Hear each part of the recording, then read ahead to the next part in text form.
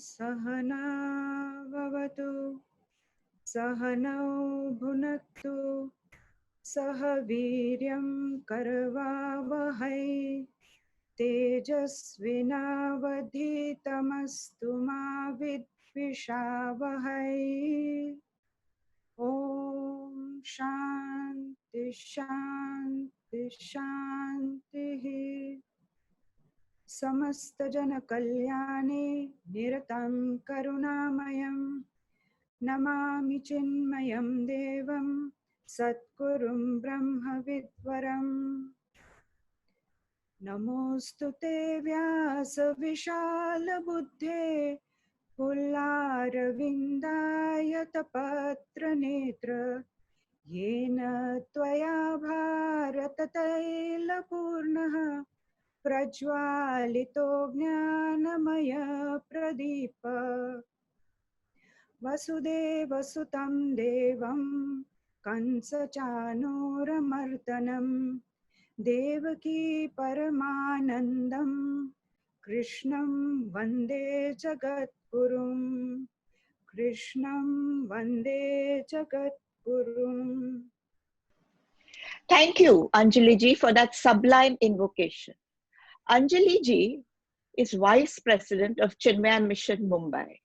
She has been a Sevika for 9 years, and she conducts 2 study classes in Mumbai itself.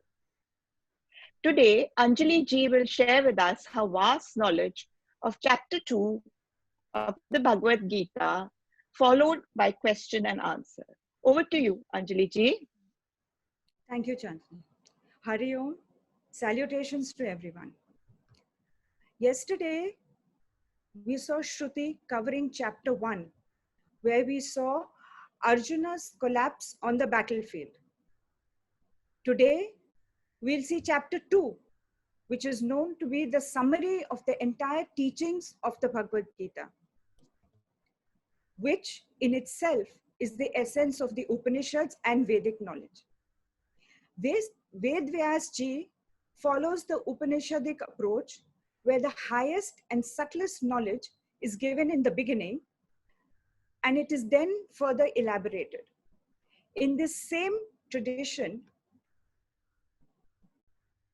Sri Krishna in chapter 2 starts with the highest knowledge in the beginning after whipping Arjuna out of his tamasic state. And then the rest of the Bhagavad Gita is an expansion of each idea presented in this chapter. Okay. All the ideas that the Lord wishes to convey as a means to spiritual self-realization are covered in this chapter. That is why this chapter is also chanted on special occasions, as it is the essence of the entire science of self-perfection. This chapter is known as Sankhya Yoga. So let's first begin by understanding what the term Sankhya means. Sankhya means number, thereby serial thinking, logical thinking. It implies a scientific way of thinking, a very analytical and rational approach which progresses logically. So this chapter gives a very systematic, logical explanation of one's own divine nature, and it will clearly explain the 3 paths and how their synthesis is the very means for permanent happiness. It's actually the journey of man towards godhood logically, the state of godhood, and how a person who has attained that godhood lives in the world. Let's see a very broad overview of the chapter before we get into the chapter. So the first 10 verses show Arjuna's despondency, which is carried forward from the chapter 1. and his surrender. Sri Krishna starts with Sankhya Yoga in verse 11, in which he describes what the highest goal is and gives the highest wisdom of the self till verse 30, which actually is the crux of the Sankhya Yoga philosophy. He then follows it with where Arjuna has to begin from, where we have to begin from, the path of Karma Yoga. From verse 31 to 40, he gives the knowledge of Swadharma, how we should perform our duties, why is it beneficial, and with what attitude we should perform our duties. From verse 41 to 44, the Lord speaks about desire prompted activities and those who are unable to perform their Swadharma, how it makes their mind disoriented, multi-pointed versus single-pointed, full of agitations, and how people become pleasure seekers. From verses 45 to 53, the knowledge of Karma Yoga, how desireless, selfless activities can help us to purify our mind, and then how such a mind will be able to attain Samadhi. So in essence, we have Karma Yoga being covered from verses 31 to 53. The chapter ends with one of the most classical descriptions of the person who has attained this state of realization, the Sthita Prajna. One who has perfected himself and how such a person lives in the world. This part of the chapter is known as Sthita Prajna Lakshana and is covered from verses 54 to 72. So from despondency to self-realization, the entire journey which a seeker will pass through is very beautifully described in this chapter. This is our journey, or rather what should be our journey.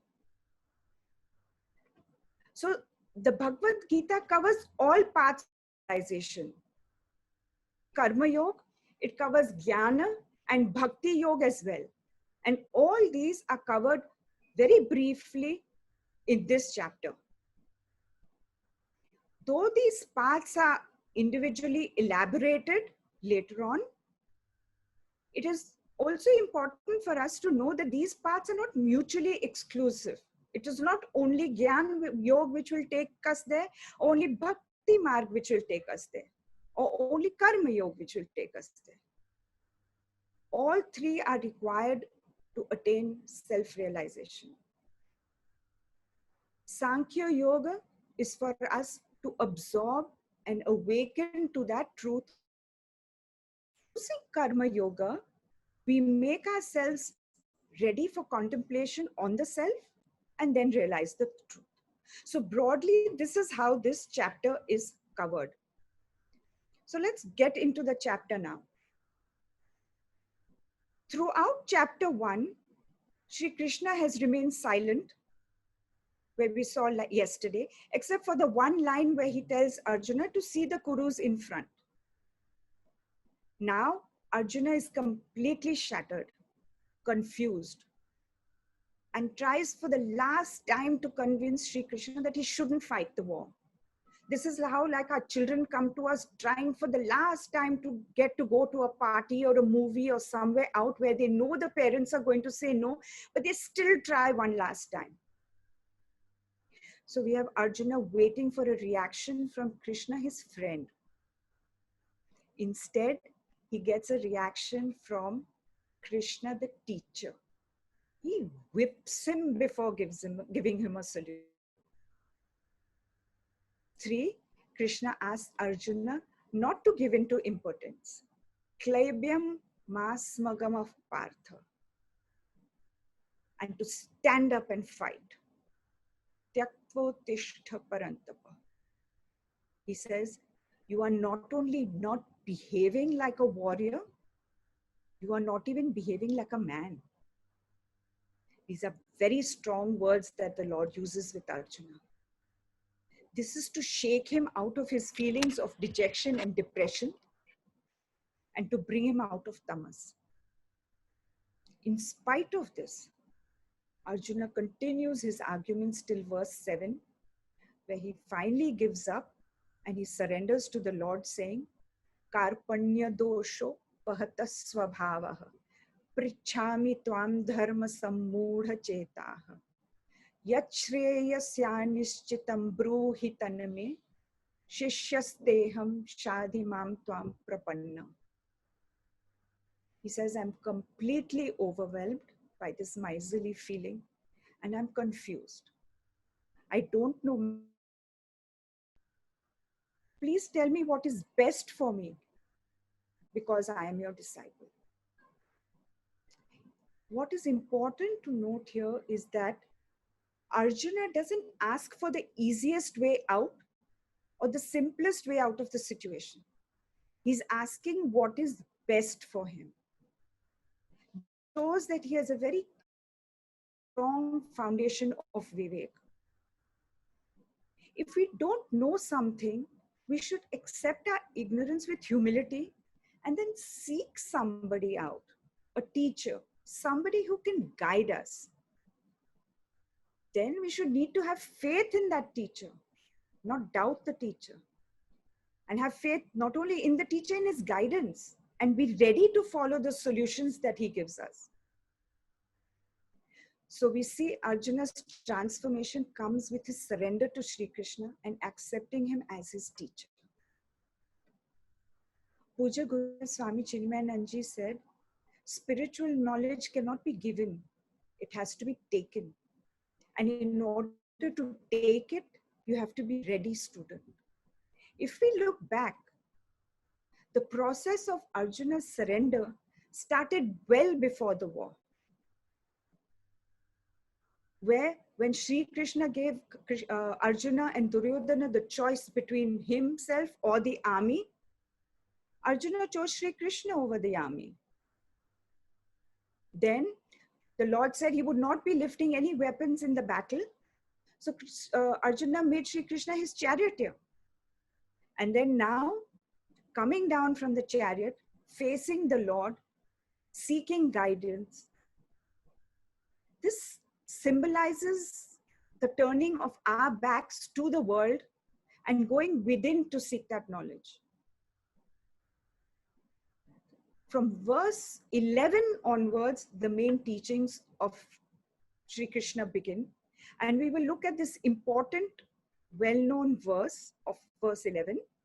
Ashochanan vashochastvam prajnavadamscha bhashase gatasuna gatasumscha nanushochanti panditaha. Shri Krishna tells Arjuna, you are grieving for those who should not be grieved for, and yet you speak as though you are wise. So who is a wise one? One who does not grieve for the ones that are dead, nor for those who are living, is a wise person. It is said, fools grieve over the dead, the learned grieve for those who are living, and the wise never grieve, neither for the dead nor for the living, because they see the indestructible nature of the self all around. So a Pandit is one who knows the self. Let us listen to Puja Gurudev Swami Chinmayananji explain this verse. Ashocharanushoja gatasun agatam sumscha nanushojandi pandita. Those who know Pandit really wise and intelligent people. They never weep over gatasun, people who have gone. They don't weep over them. Agatam sumscha. There are only two types of people in the world. People who have already left. And what about us? Not yet gone. Not that we are permanent, we are here. No! We are going. They have gone. The gallons of water in the Ganges that have flowed down. And new gallons of waters are coming. This is a flow. In this flow, which gallon of water is constantly going to be staying with you? It is a flow. Where are your great-grandfathers? Where are the grandfathers? Where are some of the fathers? All gone, gone. You can sit down here and worry about them and weep over them, no harm. But you are wasting your time. Why? While you are weeping for them, you are also going towards the same. Just as you pushed your grandfather and great-grandfather and the father out for your accommodation, your children and grandchildren are already pushing you. It is a stream. So look at the whole picture of the stream of life. There is nothing for you to weep over. They have gone, bye-bye. And we are going. And new people are coming. Hi, welcome, welcome, welcome for the new situation. And tell the children also, you also will one day go, never mind. There is nothing in coming and going, is the flow of life. But without looking at it in the larger scheme, you are looking at, I and my wife will be permanent. We will permanent. Nothing will happen to us. No, you can never build a fortress around you. This is a universal principle. You are all conditioned by time. In time, everything must be constantly in a state of flux, change. Today we are all here, tomorrow we are not here. But the world will not be empty. The newcomers will come in. It comes and goes. What is there to weep over? Gatasuna gatansumscha. Those who have gone, and Krishna is not saying that those who are staying here. He's on the other hand, he says, those who have gone and those who have not yet gone, agatasun. Not yet gone means going, but not yet gone. It's a question of few more days. You are being given a chance to live. And one day, gone. Give me a glass of water, honey. By the time honey comes, you are gone. This is all a bubble-like. How long? It all depends. Some of them, as soon as the bubble comes, burst. Some bubbles, grow fat and eat up other bubbles and become big. And he was a wonderful, wonderful biography. What a great man. This bubble was just so small and now it has grown so much. Before you can finish the biography, gone. So what is here? Live vitally every moment that you are living, without being cowed down by the situations around. Be a master of situations and live.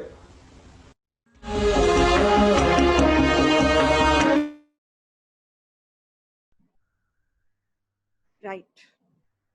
Be a master of situations and don't get cowed down by them. These are words to live by. Since the Bhagavad Gita tells us why and how we should not grieve, it is also known as the Ashoka Upanishad. This was just a bit of information I thought I'd share with you. Anyhow, in verse 13, the Lord mentions that just how we pass from childhood to youth, to adulthood, and then old age, and we don't grieve the passing of each stage. We don't want to hang on to the youth when we are getting into adulthood, or we don't want to hang on to the childhood when we're getting into the youth. In fact, we are more eager to get out of that stage.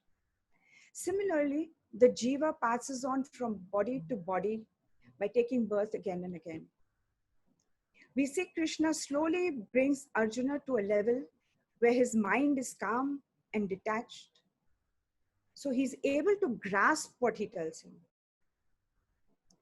Equanimity of mind is very important for any kind of knowledge to seep in, let alone spiritual knowledge. So how do I cultivate an equanimous mind? Shri Krishna in verse 14 says, Matra sparshastu kaunteya shitoshna sukha dukkha daha. Agama payino nityaha tam sthitishasva bharata. The pairs of opposites, heat and cold, joy and sorrow, know them to be temporary and endure them with titiksha. To start with, I need to accept that the pairs of opposites are part of the world and they will come and go. The mind gets into conflict only when there is resistance, confusion, non-acceptance. Let's face it, a fact is a fact. How I respond to it is my choice. Like the law of gravity is a fact. I should accept it and live in accordance with its laws. If I choose not to accept it, I'm free to test this law of gravity by walking off a height to see if it works or doesn't work. But then I have to bear the consequences of that decision as well. One such law is this, that the pairs of opposites exist in the world. If there is high, there will be a low. If there is joy, there will be sorrow. If there is health, there will be sickness. It is when our expectations are false, then disappointments will come. Our unintelligent hopes that we have from the world and the things and the people in the world is what gives rise to sorrow and dejection. Our relationship with the world must be intelligent. We must know the art of right contact. I cannot expect changeless happiness from a changing world. It's not going to happen. So if I understand the ephemeral nature of the world, then I can regulate my contact with the pairs of opposites. How do I do this? Firstly, I need to develop a sense of acceptance of what comes my way. Once I accept what comes my way, it will reduce my resistance. Now, acceptance does not mean see, or I stop responding and I say, "Ha, jo hoga dekha jayega," or I don't try to improve. No. In fact, acceptance is a quality of a very strong person. Having accepted what comes to me, I now have a choice of how I respond to it. An accident, loss in business, sickness, or even loss of a dear one. Once I accept it, I can then work around it. Then there won't be suffering and complaining and, oh, poor me, why me? None of that will happen. So if I can bear the highs with equanimity, then when the lows come, there's no pain. I cannot expect to enjoy the highs with great amount of elation. And when the lows come, I expect myself to be equanimous. That will never happen. I have to be equanimous in both high and low. It's a package deal. Secondly, I should know that every effect has a cause. So I need to understand that what has come to me is due to my own past karma, and I should go through the results of that. I should go through the results of that with dignity. So with my present self-effort and purusharth, I can make my future better. It's up to me. My destiny is in my hands. So acceptance and knowing that every effect has a cause and everything that comes to me is a result of my own past karma. Now from verses 16 to 30, the Lord speaks of the immortal nature of the self being Sat Chitanand. And verse 23 is a very often quoted verse and a shlok used in obituaries, which points to the indestructible nature of the self, where the Lord says, Nainam chindanti shastrani, nainam dahati pavakaha, na chainam kledayantyapaha, na shoshayati maruttaha. weapons cannot destroy it, fire cannot burn it, water cannot wet it, and the wind cannot dry it. Nothing can destroy it. Shri Krishna goes on to tell Arjuna that that which is born will die, and what dies will be reborn. So don't grieve over the inevitable. Death is like changing old clothes for new ones. It's like how we change a mobile phone. When we buy a new one, we discard the old one. We don't cry over it and want to hang on to it and don't want to let it go. In fact, we're more eager to use the new one. But we take our old SIM card and put it in the new phone and start using it. Similarly, the jiva drops this old body to take on a new one, with our vasanas, mind and intellect being the SIM card, getting transferred to the new body. That's all that it is. So there's no need to grieve. Gurudev used to say, everybody dies, but nobody dies. Everybody, as in the physical body, dies, but nobody dies because the causal and the subtle body carries on its journey based on its vasanas and karmas. Verse 31 to 38 then cover the various reasons now that Sri Krishna gives to Arjuna to motivate him to do his duty. He asks him to perform Kshatriya dharma of protecting the society from adharma. He tells him if a Kshatriya falls in battle, he will be assured of a place in heaven. And if he doesn't fight the war and do his duty, he will incur paap because he will have abandoned his duty.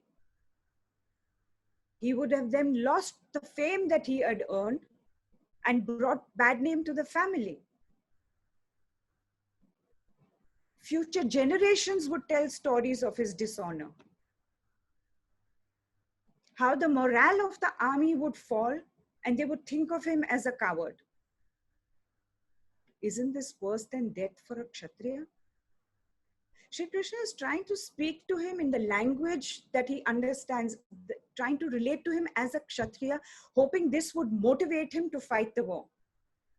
But no, not yet. So in the next section, the Lord imparts to Arjuna the importance and essence of Karma Yoga, which brings us to the extremely famous but very often misunderstood and misinterpreted verse of the Bhagavad Gita, verse 47 in chapter 2. Karmanyevadhikaraste ma phaleshu kadachana ma karma phalahetur bhuku ma te sangostva karmani. Shri Krishna says we have the right to work only and never to its fruits. Let not the results be the motive for action. This is where the confusion arrives, that we have a right to work, but not to the results. This is not quite right. We'll see how this moves. A human being has no power over the results, but he has full power over the action. We can expect results, but we have no control over them. So I have a choice to act or not to act. And if I choose to act, how to act. But I cannot insist on a particular result. I can put in efforts to study well for an exam, but I have no control over the results.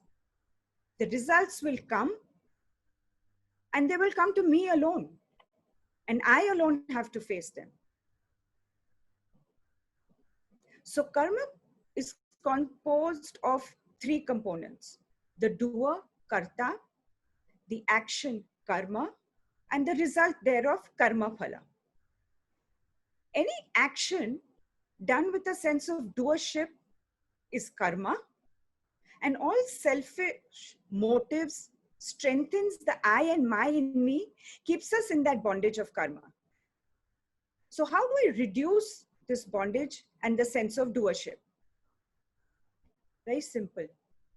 Selfless motives. Selfless motives reduce the ego and egocentric desires and also work as a means to purifying the mind. So karma is action. Now let us understand what karma yoga is. Yoga means to unite. So karma yoga is that which unites us to the higher through action. How does karma yoga unite us? How can we turn karma into a means to unite us with the higher? Karma yoga is any karma done with an attitude of dedication to the higher. Karma is only action and it binds, while karma yoga purifies the mind. Actually, you'll see more of this in the talk tomorrow, which is more based on karma yoga. We also need to be clear that karma yoga is not just some special actions done like doing some social service or charity or working long hours in the office. No, it is doing all actions in a special way. What is that special way? It is the attitude behind the action that counts, where all actions are dedicated to the highest. Some people say that so-and-so is a big karma yogi. He goes to work at 7 a.m. and comes back at 10 p.m. This is not karma yoga unless he's doing his work with the attitude of dedication. Gurudev said a single inspiring ideal can transform a listless man into a towering leader of men. Gandhiji, for example, as soon as he got an inspiring ideal of freeing the nation from the British, he transformed into a leader of the country to be called the father of the nation. So what is this highest that we are talking about? Anything higher than myself is a higher ideal. And the highest ideal is the Lord. All actions are offered unto him. Then this is called Ishwar Arpan Buddhi. This feeling, this bhavna is what will transform a karma into karma yoga. If I have offered all my actions to the Lord, the results will also come from him. And once the results come, I accept them as prasad, known as prasad. So karma yoga has two components of Ishwar Arpan Buddhi and Prasad Buddhi. So interpreting this verse correctly, it would mean that we are privileged to act, but the results are not in our hands. However, whatever results we get, and we will get, we should accept them cheerfully. Let's what Puja Gurudev explained this concept. Do the act as perfectly as possible. The beauty of performance of the present will determine, will order, will command the beauty of the results that come in the future. Recognizing this rhythm of life, Krishna advises Arjuna, yours is the only duty to fulfill your function today. May you not unnecessarily dissipate your mental vitality in worrying over what will happen, the result in the future. It is suicidal to all men of achievement. That doesn't mean that you should not think of the future. When you are undertaking a work, there are two stages. Stage number 1 is planning. And after planning is the stage of execution. While planning the work, certainly, you must collect all the data. Bring the entire past experience of yours to bear upon the data available. Plan out how am I to act in order to reach a covetable goal in the future. This is called planning. Having planned, when you have rolled up your sleeves and tucked up your pant and entered into the field of performance, may you never waste your mental vitality in unnecessarily worrying over an unknown quantum called the future. The moment you become anxious of the future, you become nervous. And then you say the pressure of the situation. If you are thus working in the present, every action must be perfect. The excellence of your performance will determine ultimately the result in the future.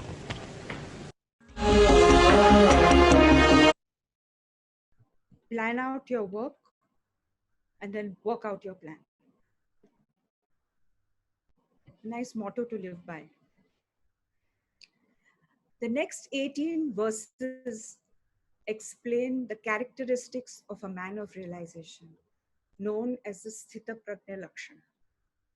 This term, Sthita Prajna Lakshana, is very unique to the Bhagavad Gita and is not found anywhere else. Prajna means wisdom. Sthita means firmly established.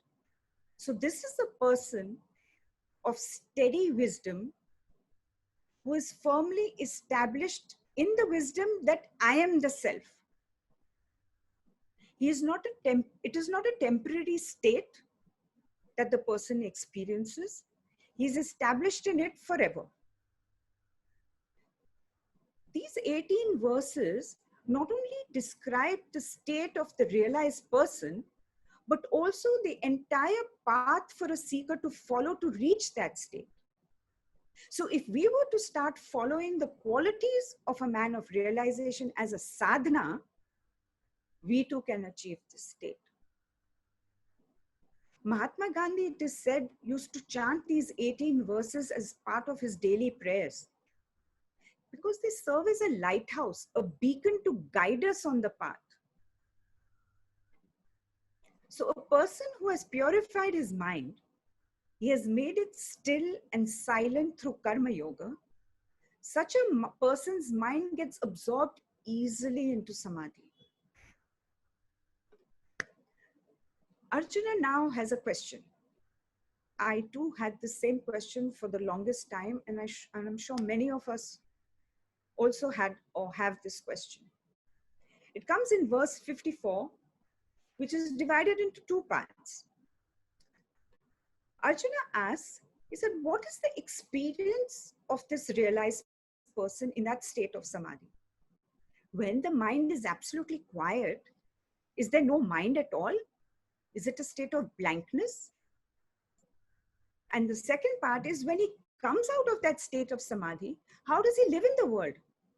Is that a positive experience, or is that also a blank, a zero, or like how some people say, a shunya? How does he perceive the world?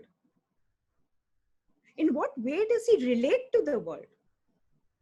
Is there a change in his vision? Does he still get affected by situations around him? The Lord answers in verse 55 and he says, Atma Tushti. Is content in the self. Okay, when I say he, it is a generic he. It also includes she. We're not gender biased over here. We have a number of realized masters who are women too, like Anandmayi Ma. So coming back, a person with steady wisdom has renounced all desires. We generally give up one desire and and immediately pick up another one. This is not called giving up desires. This is substitution. A realized person has no desires for any object of the world. He has found that infinite happiness within himself, and he knows that he is the source of that happiness. All our desires are for the purpose of gaining happiness. And when we gain that happiness that is experienced to be permanent, how can we still have any desire for anything? The ocean has many waves. If we desire different waves, I want the small one, I want the large one, I want the one with less froth, then there's no end to our desires. But suppose we say we want the whole ocean, then all the waves are included in that. So there is no separate desire for a particular wave. Realized person is content in the self, by the self. Even if an object is brought in front of him, presented to him, he has absolutely no desire for it because he knows the object has no capacity to give him any happiness. He remains fulfilled with or without objects or in the pleasures of the world. In the Kathopanishad, it is said that when all desires existing in the mind are given up, only then does this mortal become immortal. Otherwise, we are constantly tempted by desires. And we're constantly tempted by desires. So the person of self-realization, this is the state of samadhi. Complete desirelessness, abiding in the self at all times, and it is not a state of blankness. Gurudev Swami Chinmayananji gave us an equation, and I'd like you to just visualize it as an equation.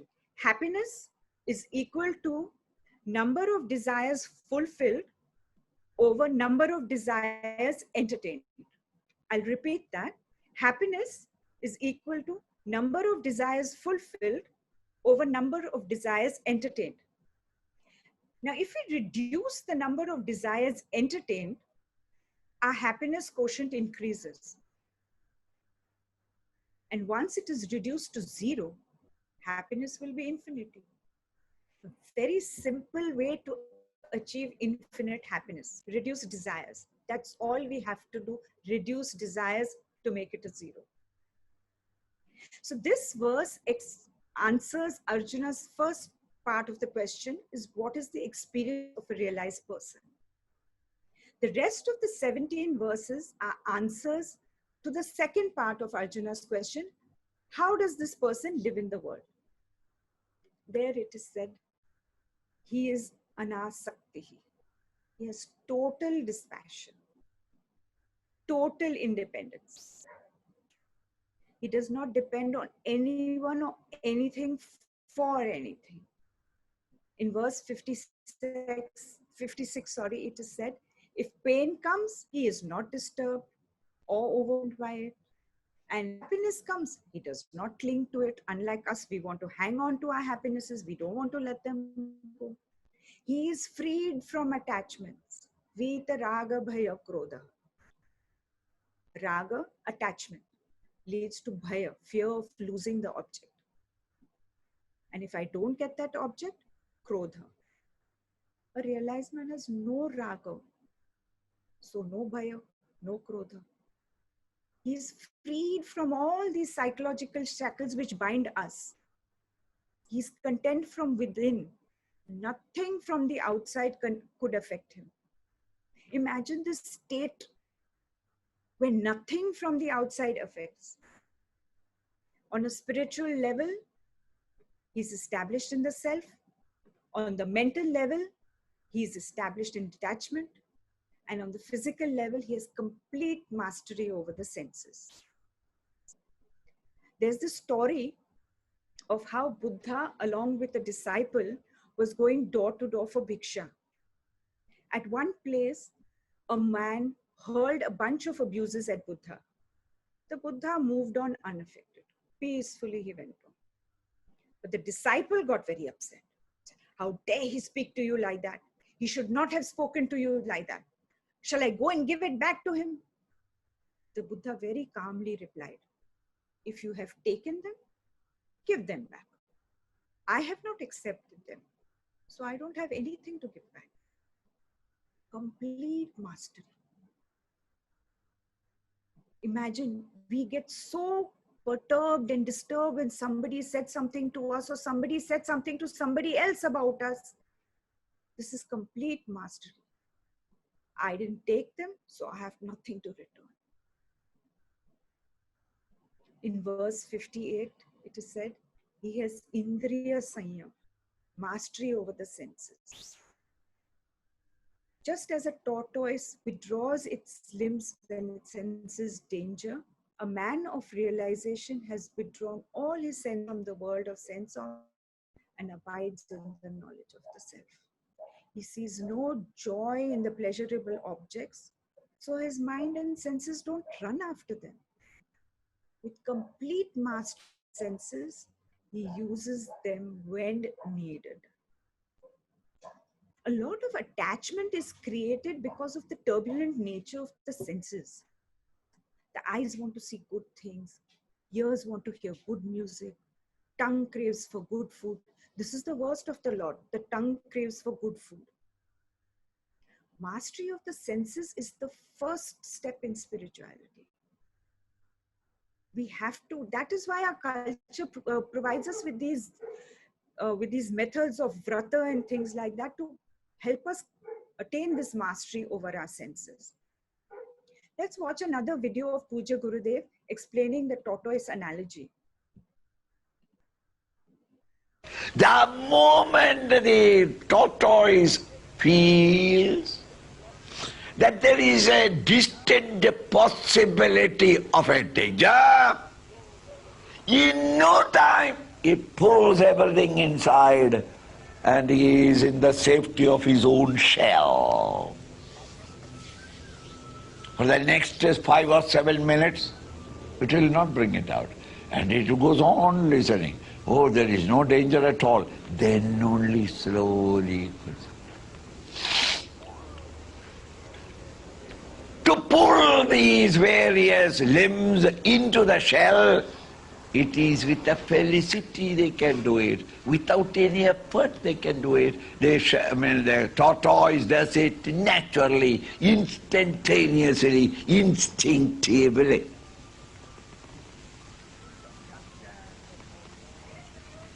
Just as the tortoise pulls up its limbs into the safety of his own shell, the man of perfection, or one who is settled or established in the higher state of consciousness, even before an enchantment or an attraction of the outer world may come to disturb your mind, he pulls all the sense organs, the mind and intellect, into the shell of his own understanding and the greater experience.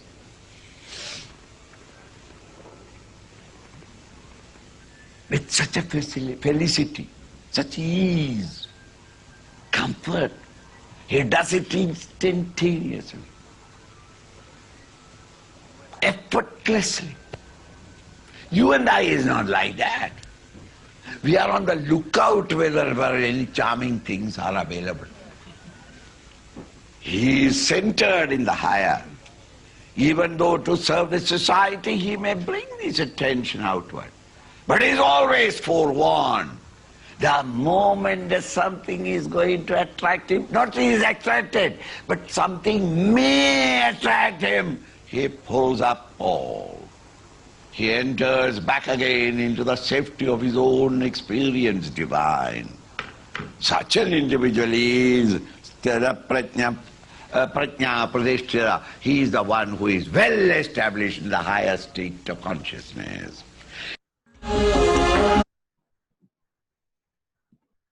Right. You know, Swami Chinmayananji's life and work was led by an inner charter which is very difficult for us to conceptualize because we're so immersed in our desire chasing life, where we are constantly drawn by promises of a successful career or beauties of a certain geographical location. His attractions were of a completely different nature. He said in a letter during his early years of teaching in the West, and I quote, "No part of the world attracts me. I am not a traveler who is traveling for pleasure. I am neither interested in places nor things," unquote. So establishment in the self, desirelessness, detachment, mastery over the senses are the four basic characteristics of a realized person. Now, these characteristics are not to be used as a criteria to judge others or to say, let's see if he has these four characteristics, then he's realized or not. No. But they are to be used as a checklist for our own self-improvement. Have we achieved these four? If we haven't, what am I doing towards achieving that? And in case one is unable to reach this state, we need to examine where we have slipped. The Lord explains very simply and logically the ladder of fall. How we fall from our exalted state to the level we are at now. And also, how we can lift ourselves back to that exalted state. Now, there's nothing wrong in falling. We have all learned to walk after falling. But to stay falling, that's the problem. So these steps are explained by Sri Krishna also to prevent us from falling. So this is known as the ladder of fall and is explained in 8 steps in verses 62 and 63. I'll explain it through an example. It starts with my continuous brooding, my continuous thinking about an object that I desire, where I superimpose the idea that that object will give me happiness. For example, I see a sari or some clothing item that I like for an upcoming wedding in the family. I keep thinking about it. This Vishaya Chintan will lead to an attachment being formed for that sari. How good I will look in it, how people will praise me, how people will praise the sari. Once this attachment is formed, then comes the desire to possess it. I want that sari. The constant repetition of the thought that I want that sari strengthens that desire, and it becomes, I must have that sari. So from I like that sari to I want that sari, and now I'm at the state where I must have that sari. So what do? I tell my husband that I would like to buy that sari. And he very casually suggests that I should wear something that I already have. What happens next? There is anger. An angry mind is a highly agitated mind and cannot discriminate between right and wrong. We say things when we are angry that we shouldn't say. And then we regret not only our words, we regret our actions also later. So what do? I say hurtful things to my husband. How he doesn't love me anymore, how he doesn't care how I dress, or how he doesn't care how I look in front of other people, and all that. This state is called delusion, where the intellect does not know what to do. It's unable to tap into the memory of what is right and wrong. Our sense of rational thinking, logical thinking is lost. Drugs and alcohol directly affect this discriminative faculty, and we see people under their influence behaving no better than animals. Man is known to be the pinnacle of creation only because of his intellect. Without the intellect, man is an animal in human form. So I'm unable to then think clearly, achieve any goal, or contribute to society in any way. When I become such an inhuman, society will perish. Humanity will perish. The Lord uses the word pranashyati. So to sum up the 8 steps, there is continuously brooding over sense objects that results in an attachment being formed. Then the desire to possess it. If it is not fulfilled, anger arises. Once anger arises, there is delusion. Our wisdom gets clouded. We are unable to tap into our memory without discrimination. Such a person perishes. Now, perishes not as physically, but mentally. So the root cause of my downfall is brooding over sense objects. Now we may say the Lord has told us the root cause of the problem. But what do we do about it? How do we overcome? The Lord is compassionate. He won't leave us like that. He'll show us the way out of it also. So verses 64 and 65 give us the solution. Sri Krishna says the solution is sense control. Simple. Maintain a balance and be free from raga and dvesha, likes and dislikes. A person living in the world with such a mind attains peace. And in this peace, his intellect is sharp, steady, and single pointed. With such an intellect, when the person contemplates, he's automatically led to the absolute truth. A mind intellect which is not aligned, not single pointed, is unable to sit in contemplation. How can that mind reach the truth? That peace of mind. A class member once told the class that she had enthusiastically made palak paneer for her husband's lunch and asked him how it was in the evening when he came back from lunch. This was pre-COVID times. He replied it wasn't as good as the last time she had made it.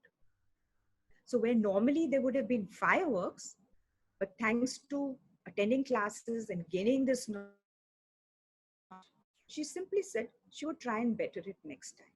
This was not only a pleasant surprise for the husband, but in this way, she also prevented herself from going down that ladder of fall. She was able to catch herself in the way, in time, and check herself. So these steps help to check ourselves, to stop ourselves. When we see we are falling, they also help us to climb back up again. The Lord finally concludes by saying that the person who has attained this peace, giving up all desires, has no attachments, no sense of doership, he realizes that oneness with Brahman. So to conclude, if we were to look at this entire chapter, it can be divided into 5 logical parts. First, the situation of Arjuna and how he surrenders from verses 1 to 10. The Sankhya Yoga, which covers the philosophy of Vedanta and speaks about the self from verses 11 to 30. The various psychological factors where Sri Krishna tries to motivate Arjuna to do his duty in verses 31 to 38. The description of Karma Yoga, where it was said Karma Yoga is not just an action outside, but an attitude within. Any action done with a selfless attitude. That is covered from verses 39 to 53. And finally, the Sthita Prajna Lakshana, describing the man of realization from verses 54 to 72. It should be our aim to follow these instructions of the Lord, to regain our lost glory of knowing our true nature, of being that infinite, absolute happiness. Hari Om.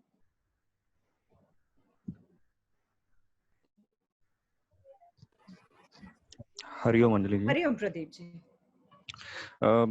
You said that we have to try towards.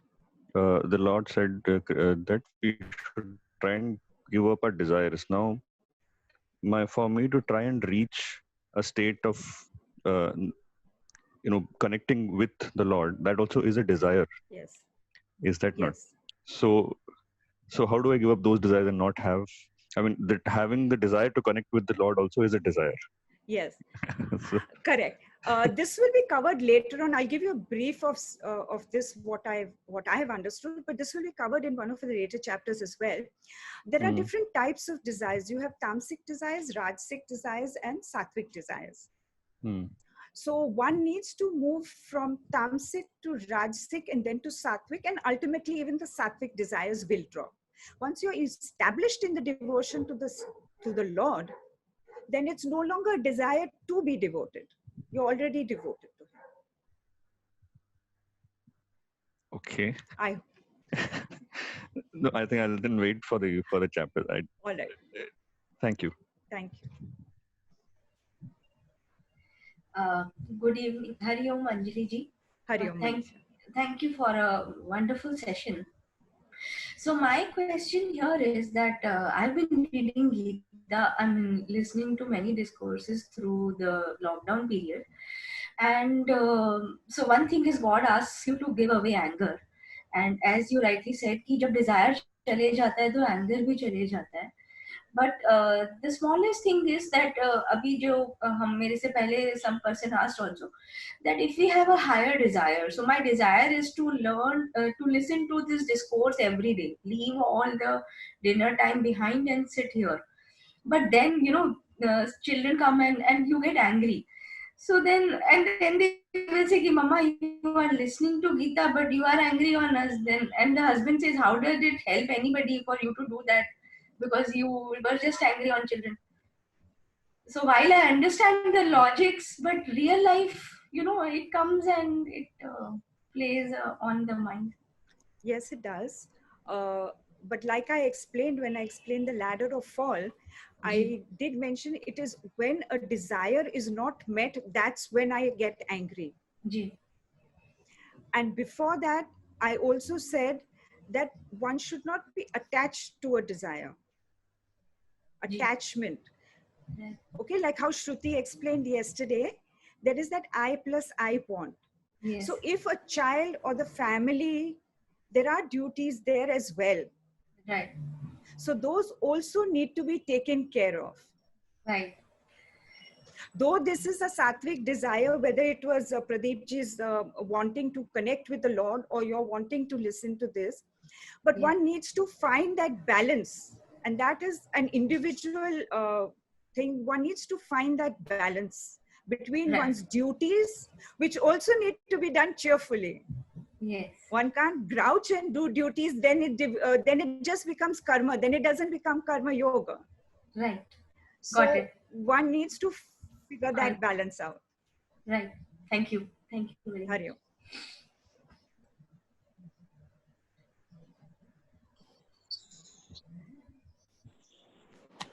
Hi, thanks for this is Anushka. Thanks for Hari Om. Thanks for a wonderful lecture and explanation. Really enjoyed it. So you spoke about controlling the senses and withdrawing the senses, the sense organs, and ultimately a man of realization has to achieve that state. And you also interestingly quoted Puja Gurudev's letter where he said that no place. I remember the exact text of the letter, but in effect that, he doesn't crave for any place or no place is special for him. Or no, I think that's what the letter was about, right? Yes. So I just want to say, again, my question is about where does one strike a balance? Because if we stopped appreciating if we completely withdrew our senses, it means, let's say I travel to a very beautiful place, okay? And I appreciate the nature in that place. Am I not just appreciating God's creation and saying that and reacting to God's creation, saying, wow, this place is really beautiful and look at the nature around me. So ultimately, I'm also appreciating God and His creation. So then where, and withdrawing your senses completely, wouldn't that at some level make you an unappreciative person? So how does one strike the balance?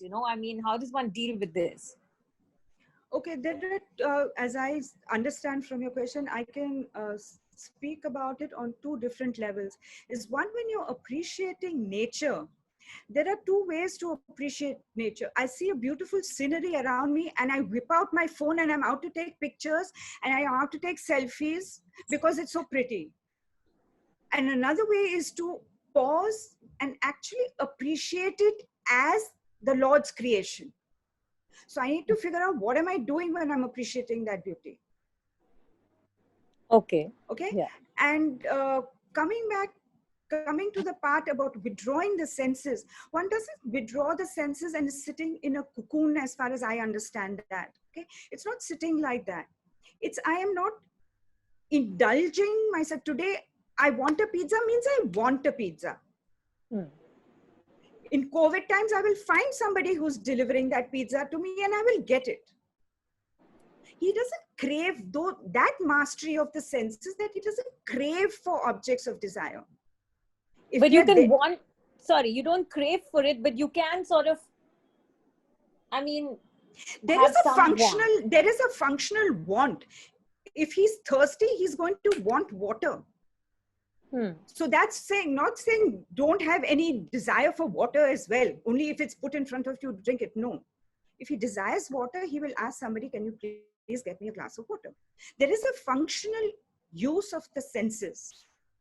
So are we not supposed to, I mean, ultimately, sorry, last thing, the realized man, are you not really supposed to go beyond a functional use of the senses?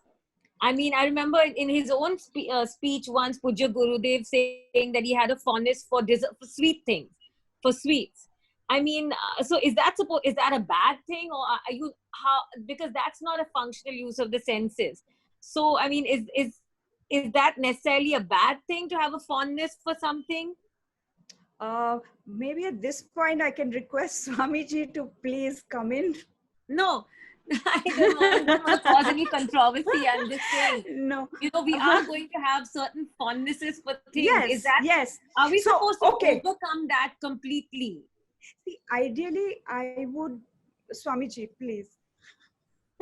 The point is not about supposed to. A person has risen above some of these desires, will not have that desire. We have grown out of childhood toys, right? So now we don't say, am I supposed to like toys or not? A father may play with a child with the toys, but the father doesn't get attracted or have a revulsion against the toys. Will play. So even if the realized person feels that sweets, who likes the sweets? If you ask that question, the sweets is liked by the tongue and the body mind intellect based on some past samskar. The realized person knows that my happiness doesn't depend on that at all. So the body mind intellect of that person may transact with the world, but their transactions are very different from us. Vita, raga, bhaya, krodha is said, right? Raga, so attachment is not there, which means dependency is not there. In our case, dependencies are there. So it is not a rule, it is a healthy outgrowing as well as discrimination, and seek the higher. So in seeking the higher, the lower keeps getting dropped. At a point in time, one discovers the supreme. So that's what happens. Yes, we can have the Aarti now, the Gita Aarti.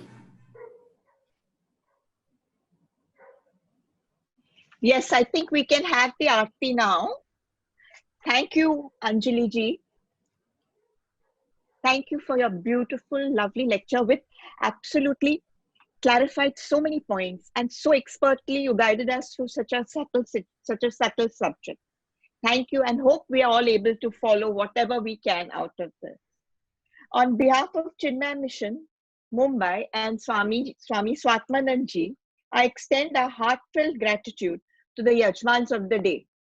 Those are the Tuesday Gita study group of Sevika Vivaji Mitra. And thank you very much for what a lovely audience you have been, so attentive and asking so many questions.